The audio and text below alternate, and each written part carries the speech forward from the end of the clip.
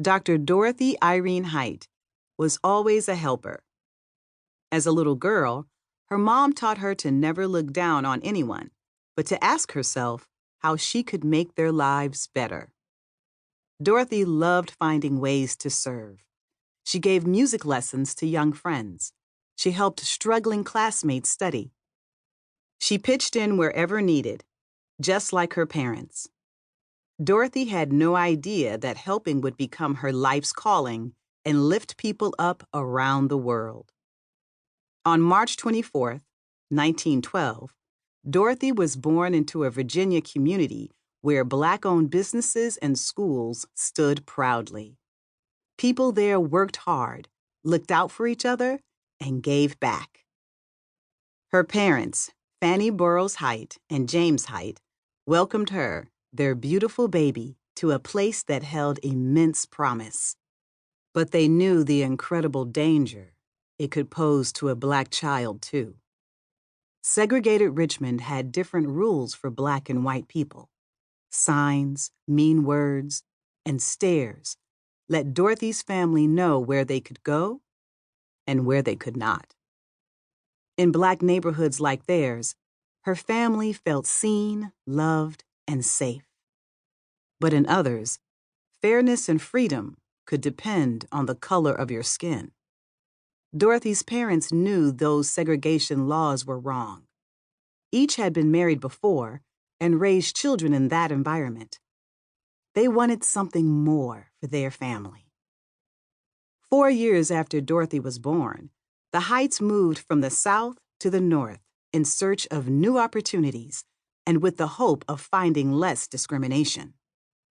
From the 1910s to the 1970s, millions of Black people did the same. That movement was called the Great Migration.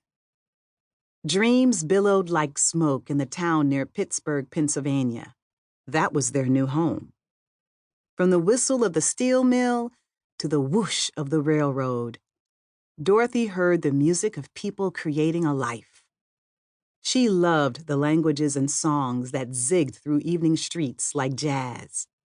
She loved the stories of families who'd moved to Rankin, like hers did, for a better chance. When the U.S. entered World War I, Dorothy's community supported the fight.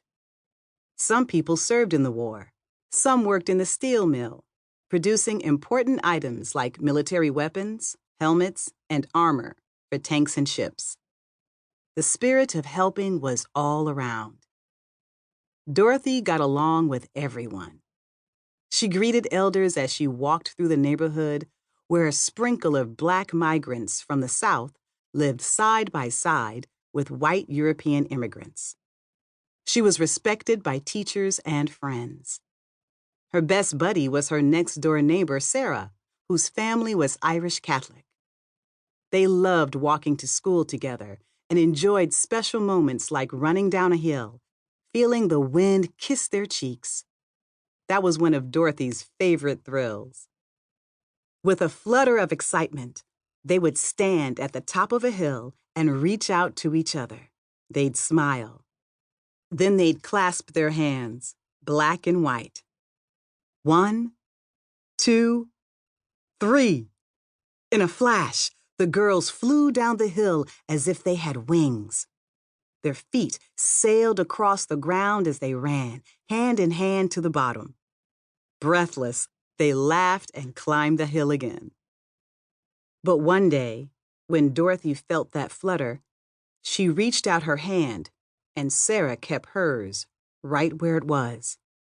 She called Dorothy a terrible word, a word used to hurt Black people, a word so awful, Dorothy's eyes blurred with tears. Devastated, she watched Sarah run down the hill alone.